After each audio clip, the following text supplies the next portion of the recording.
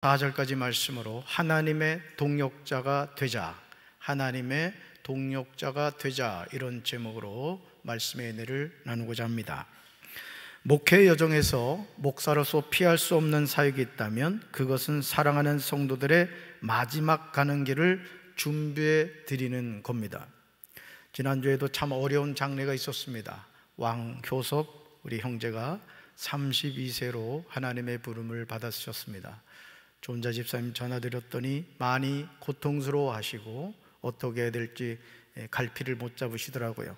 그래서 교회장으로 잘 모시면 좋겠다 해서 교회장을 통해서 예배를 드렸습니다. 이 세상에 사람이 태어나는 순서는 있어도 세상을 떠나는 순서는 없다는 말처럼 우리는 누구나 한때를 살다가 어느 날 밤 갑자기 자신에게 날아든 비수처럼 그렇게 생을 마치게 됩니다. 그러므로 지혜로운 인생은 항상 자기 죽음을 준비하면서 살아갑니다. 오늘 당장 죽는다고 하더라도 삶에 집착하지 않는 여유로움을 가져야 됩니다. 제가 늘 말씀드리지만 내일부터 행복하고 내일부터 기뻐하고 내일부터 감사하는 것이 아니라 지금 이 순간 행복하고 감사하고 기뻐해야 될 줄로 믿습니다. 물론 이런 마음의 결단이 쉽지는 않습니다. 사람은 누구나 흔들리는 갈대와 같습니다. 제 자신을 봐도 마음이 이랬다 저랬다 그럴 때가 사실은 많습니다. 사람이 죽으면 우리는 고인을 매장하기도 하고 화장을 하여 봉안당에 모시기도 합니다. 어떤 분들은 고인을 자연장으로 모시기도 합니다. 과거에는 상상하지도 못한 다양한 장례 문화가 생겨나고 있습니다. 사실 제가 목회를 시작할 때만 해도 자녀들이 부모님을 화장하면 불효자라고 했습니다. 이런 나쁜 자식들이 있나? 세상에 돌아가신 부모님을 또 불에다 태워서 돌아가시게? 아주 불효막심하다고 그렇게 막 했습니다. 그러나 이제는 매장보다 화장이 압도적으로 많습니다. 그리고 그렇게 부모님의 장례를 모시는 자녀를 불효자라고 하는 이는 없습니다. 자연장은 화장한 유골의 골분을 수목, 화초, 잔디 등의 밑이나 주변에 묻어 장사하는 겁니다. 사랑하는 성도 여러분, 사람은 누구나 죽습니다. 이 세상에서 죽지 않을 사람은 아무도 없습니다. 그런데 신기하리 많지 저와 여러분은 죽음을 내일로 받아들이지 않아요. 남의 일이야. 나는 아직 죽을 때가 안 됐어. 아니, 누가 돌아가셨구나. 먼 남의 일처럼 생각하죠. 죽음은 나와 무관한 일이라고 확신하면서 살아갑니다. 그래서 사람들 대부분이 죽음 앞에서 당황하게 됩니다. 자신이 믿는 하나님을 향하여 하나님, 저 아직 죽을 준비가 되지 않았어요. 딱 1년만 더 살게 해주세요. 애원을 합니다. 하지만 애원한다고 죽을 목숨이 연장되는 것은 아닙니다. 우리는 모두 정해진 때를 살아갈 뿐입니다. 부르시면 미련 없이 가야 합니다. 고인을 매장하면 대부분은 묘지 앞에 비석을 세웁니다. 비석에는 비문을 기록하는데 그 내용을 보면 다음과 같습니다. 죽은 사람의 이름, 봉관, 생몰년, 가족관계, 생전의 행적 등을 기록합니다. 비석의 앞면에 새긴 것을 표기라 하고요, 비석의 뒷면에 새긴 것을 음기라 부릅니다. 사랑하는 성도 여러분, 이 세상을 떠난 분들이 다 매장이 되는 것은 아니지만 여러분은 하나님이 허락하신 인생에 달려갈 길을 마친 후에 자녀들이 장례를 할 때 여러분의 비석에는 어떤 비문을 기록해 주기를 간절히 원하십니까? 한번 생각해 보셨어요? 내가 죽었을 때 우리 자녀들이 내 비문에 이렇게 써줬으면 좋겠다, 그런 생각해 보셨습니까? 인생을 100년을 살든 1000년을 살든 비석에 기록할 수 있는 우리 삶에 관한 기록은 그렇게 길지 않습니다. 다 추려내야 돼요. 우리가 정말 중요하다고 생각했던 삶의 행적을 다 기록하지 않습니다. 추리고 또 추리게 되는 거예요. 제가 좋아하는 A.W. 토저 목사님은 20세기의 예언자라고 합니다. 그는 그리스도인들이 영적으로 타락해가는 현실을 깊이 들여다보았습니다. 토저는 세상이 주는 인기에 영합하지 않고 타협 없는 하나님의 말씀을 강력히 선포했어요. 저는 그런 목사가 되길 원합니다. 성도 여러분들에게 사탕만 물려주는 그런 목사, 여러분들이 잘못된 길을 가고 신앙을 벗어나 있는데 잘하고 계십니다, 잘하고 계십니다, 이런 목사가 아니라 강단에서 시퍼렇게 살아있는 하나님의 말씀, 때로는 성도 여러분들이 듣기에는 너무나 고통스럽고 아플 수 있는 말씀이지만, 그러나 그 말씀을 통해서 자신의 죄를 깨닫고, 아, 하나님이 나에게 베푼 은혜가 얼마나 큰가를 깨달을 수 있다면, 여러분, 담임 목사는 그런 말씀을 전해야 되는 거예요. 할렐루야. 목사는 성도들에게 인기 얻으려고 하면 안 됩니다. 하나님의 말씀을 바로 전해줘서 여러분 영적인 종합검진을 매주마다 받아야 되는 거예요. 할렐루야. 그래서 토저를 이 시대의 선지자라고 부릅니다. 여러분이 토저 목사님의 책을 찬찬히 읽어보시면 그의 메시지는 한마디 한마디가 명문임을 알게 됩니다. 그는 정규적인 교육을 받지는 못했지만 신학에 박식했어요. 정말 그 토저 목사님의 책을 읽어보면요, 너무너무 글이 잘 읽히고 그 어떤 그 신학적인 깊이, 또 성경에 대한 어떤 탁월한 해석과 관점이 놀라운 것을 보게 돼요. 왜? 정규적인 학교는 다니지 않았지만은 다양한 책을 통해서 자기 자신을 갈고 또 갈았던 거예요. 여러분, 박순애 전사님도 초등학교 2학년 다니다 말았지만요, 그분이 여러분 세계 문학 전집 다 읽고 또 그리스 로마 신화부터 해가지고 뭐 노노 이런 책들을 다 섭렵하셨더라고요. 그러니까 그분이 전하는 말씀이 이래 보면 깊이가 있고, 이렇게 책을 읽어보면요, 책이 잘 읽히는 것을 알 수가 있습니다. 여러분, 토저 목사님은요, 오직 성령과 말씀으로만 심령을 부흥시키는 설교자였어요.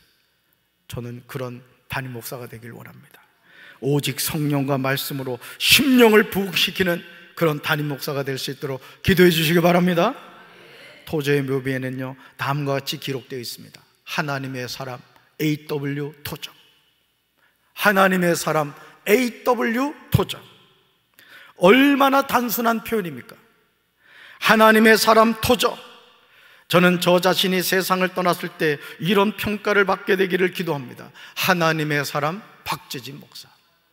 하나님의 사람 박재진 목사. 얼마나 멋진 표현입니까? 저와 여러분이 하나님의 사람으로 태어나서 하나님의 사람으로 사명을 감당하고 하나님의 사람으로 부르심을 받는다면 무엇이 부럽겠습니까? 벌거벗은 모습으로 이 세상에 와서 벌거벗은 모습으로 이 세상을 떠나는 게 저와 여러분의 삶입니다. 그렇다면 우리는 하나님이 허락하신 남은 인생을 어떻게 살아야만 할까요? 이것은 우리 삶에서 아주 중요한 질문입니다. 로마서 16장에서 바울은 최소한 26명 이상의 사람들과 5개 초소의 가정교회의 문안 인사를 권면하고 있습니다.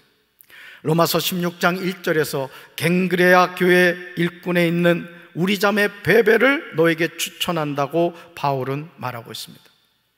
바울 당시 여자는 온전한 인격체로 인정받지도 못했습니다. 그런데 베베를 교회 일꾼이라고 합니다. 따릅니다. 교회 일꾼. 교회 일꾼. 여기서 교회 일꾼이란 헬라어 디아코노는 교회에서 섬기는 자, 사역자라는 의미며 집사라고 번역되기도 합니다. 바울이 최소한 26명 이상의 사람들을 소개하면서 여성인 베베를 처음으로 언급하고 있는 것은 실로 놀라운 일입니다.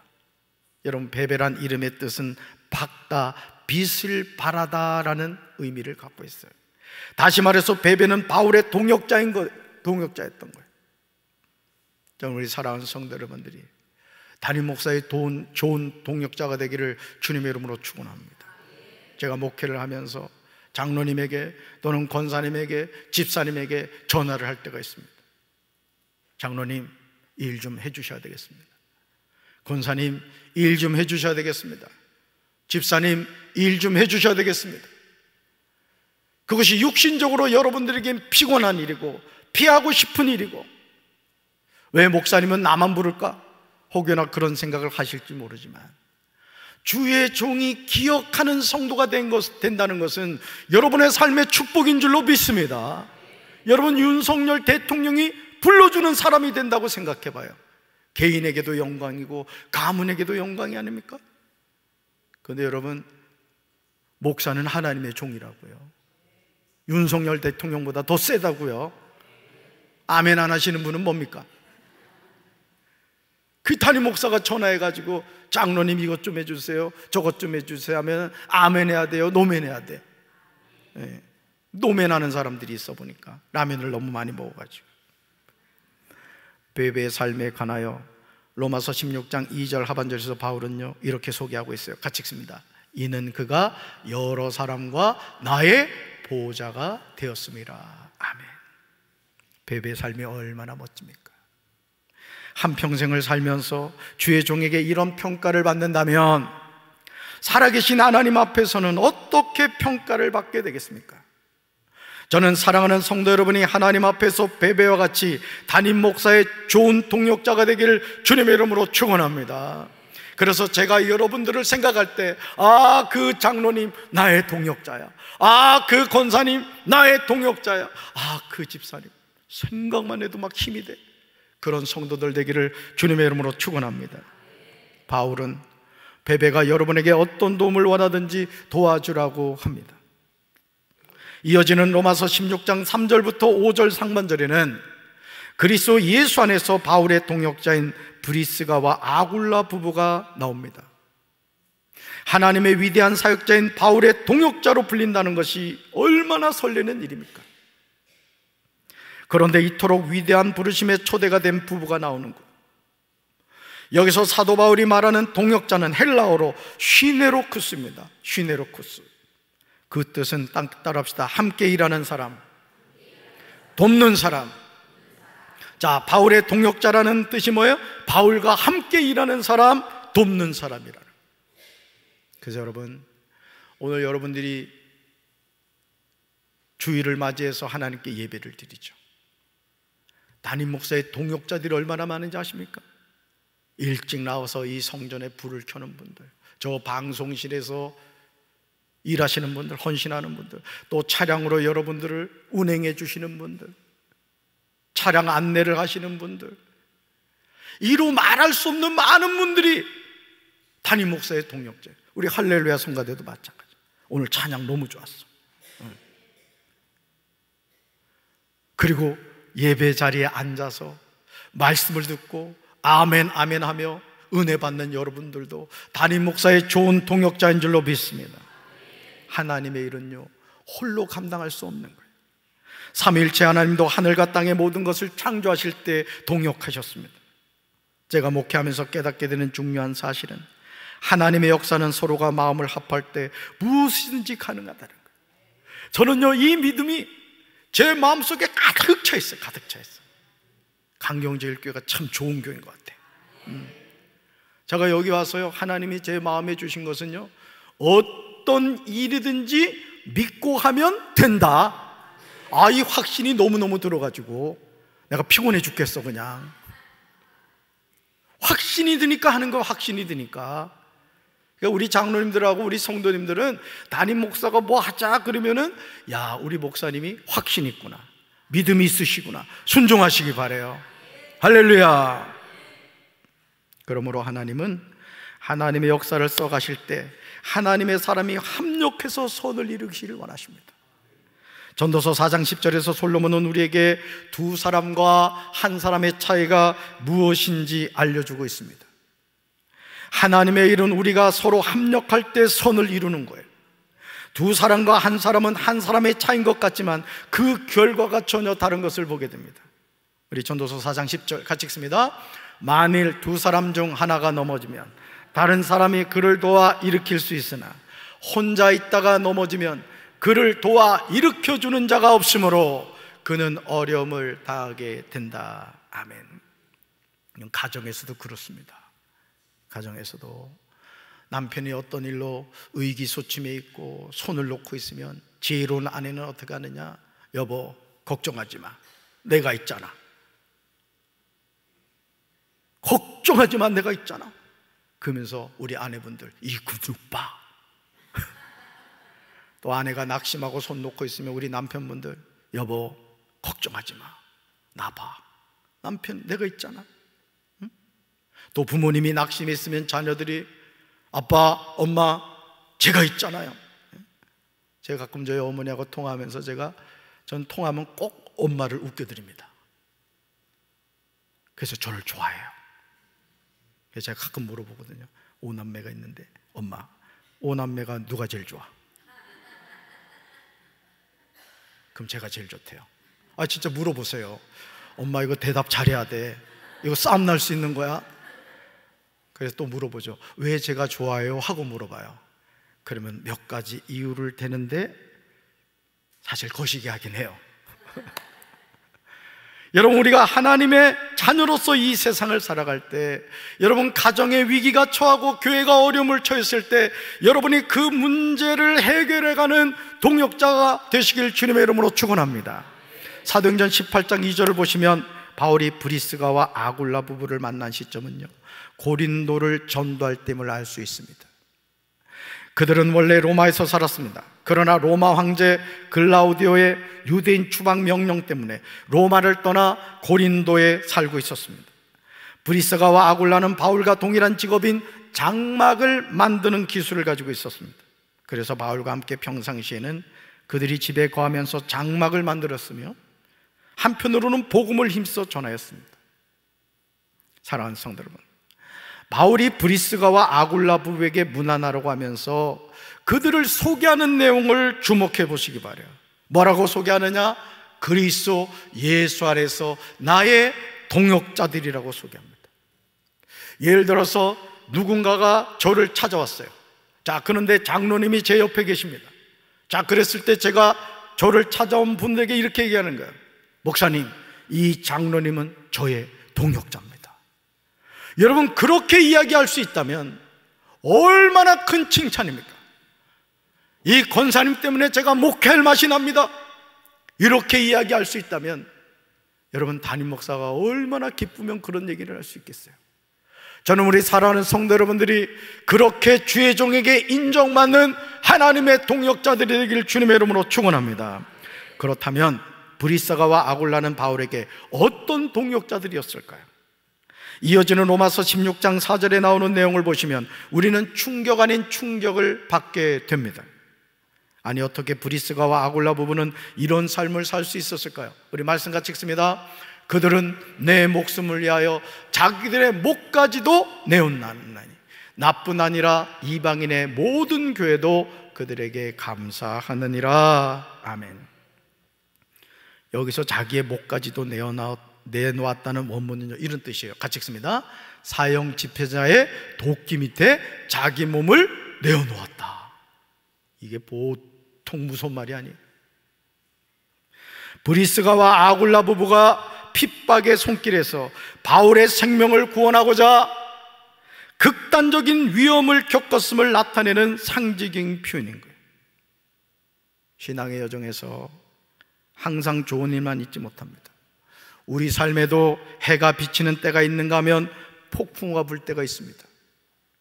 목회도 마찬가지입니다.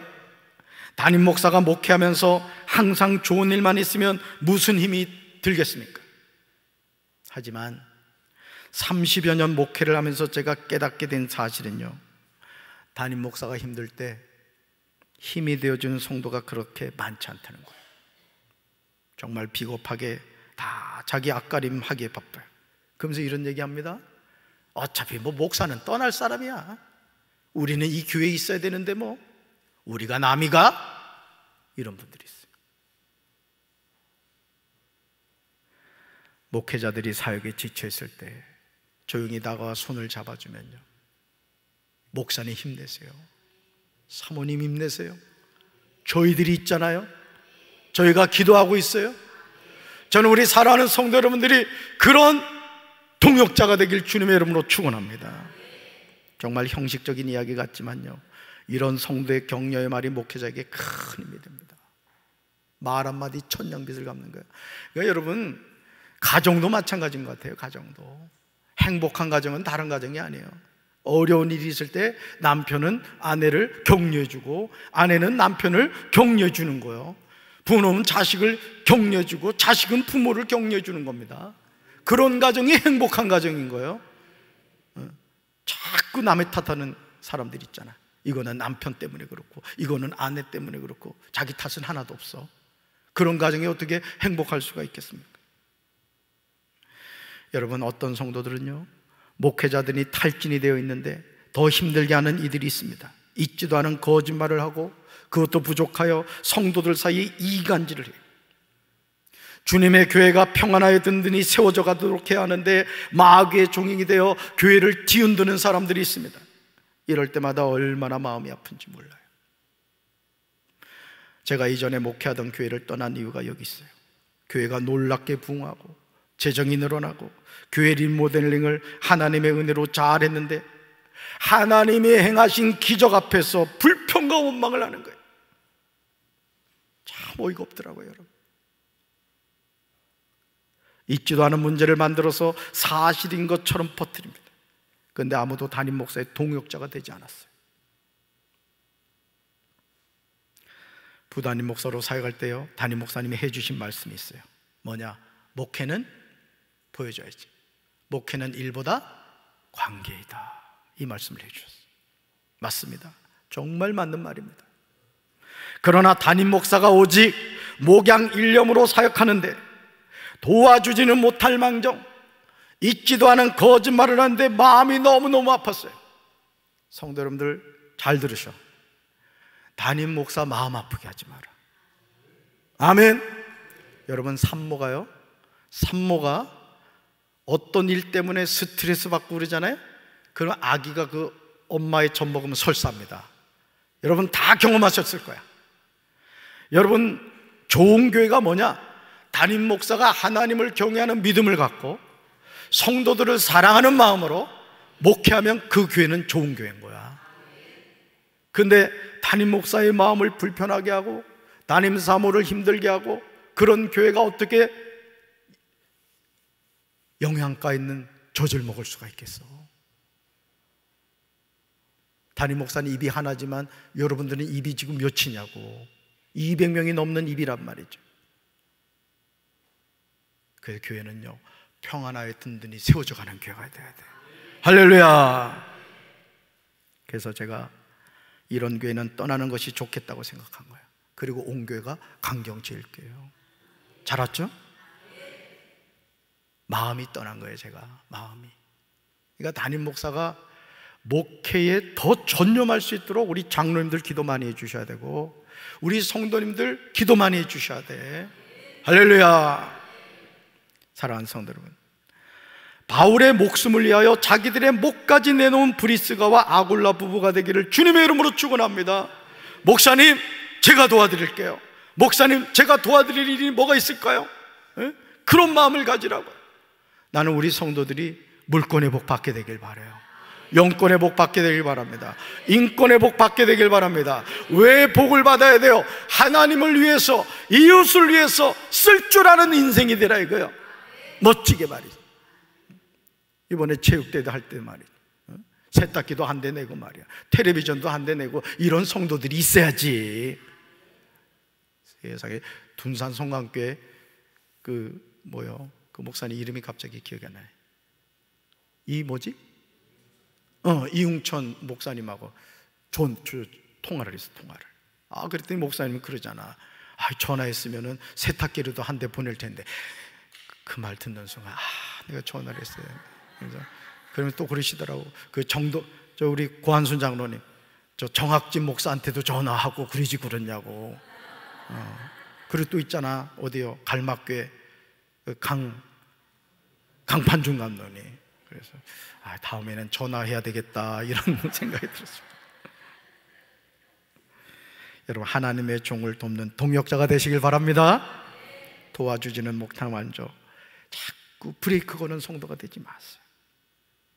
여러분, 이것은 한 사람에게 복종하는 게 아니에요. 자, 같이 한번 읽어볼까요? 하나님이 기름 부으신 종을 도와서 하나님의 교회를 아름답게 세워가는 사명자로 사는 겁니다. 아멘. 저는요, 정말 목회 잘하고 싶은 사람입니다. 정말이에요. 하나님이 저에게 주신 마음이 그거예요. 목회 잘해라, 목회를 제대로 해라, 이런 마음을 저에게 늘 주신다고. 담임 목사가 이런 마음을 갖고 있으면 성도들은 어떻게 되겠어?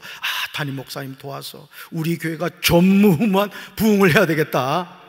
제가 선포했잖아. 주일 장년 출석 500명이 되고 말이야. 새벽 기도 100명이 기도하고 심야 기도 200명이 나와서 뜨겁게 기도하는 교회가 되어야 되겠다. 그렇게 될 줄로 믿습니다. 구원받는 무리가 날마다 더해지고 말이야. 우리 어머니 조남이 주동예 맞지? 예, 어머니 오셨어. 95세 되신 분이 오셨다고. 우리 정인천 우리 성도님 어머니 얼마나 감사해요. 할렐루야. 하나님이 함께 하시면 될 줄로 믿습니다. 브리스가와 아굴라는요, 바울이 고난 가운데 있을 때 그와 함께 일사각오로 생사고락을 다 함께 하였습니다. 바울은 이런 브리스가와 아굴라가 자신의 복음 사역을 돕게 하여 목숨을 아끼지 않고 자신과 다 함께 한 것에 대해서 깊은 감사를 느끼고 있었습니다. 이런 부부가 되십시오. 하나님의 종이 복음 사역을 위하여 희생적으로 사역할 때 그를 도와 하나님의 역사를 써간다는 것이 얼마나 가슴 설레는 일입니까? 박재진 목사가 강경제일교회 31대 담임 목사로 있었대. 이게 중요한 게 아니라는 거예요. 그 박재진 목사님 있을 때 교회가 놀랍게 부흥하고 하나님의 역사가 나타났어. 내가 그때 하나님 주어진 사명을 잘 감당했지. 목사님의 동역자가 내가 되었어. 이방인의 모든 교회도 브리스가와 아굴라 부부에게 감사했습니다. 이제 하나님의 동역자가 되시기 바라요. 할렐루야.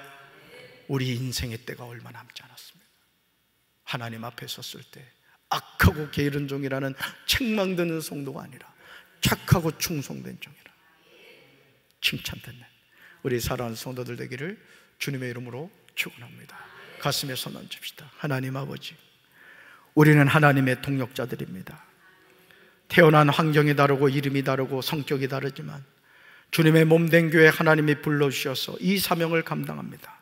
저는 겸손한 마음으로 주신 사명 잘 감당하는 신실한 하나님의 동역자가 되게 하옵소서. 이 시간 예수 그리스도로 성찬식을 합니다. 이 성찬을 통하여 주님의 십자가의 주심과 부활을 체험하고 고백하는 시간 되게 하옵소서. 예수님의 이름으로 간절히 축복하며 기도합니다. 아멘.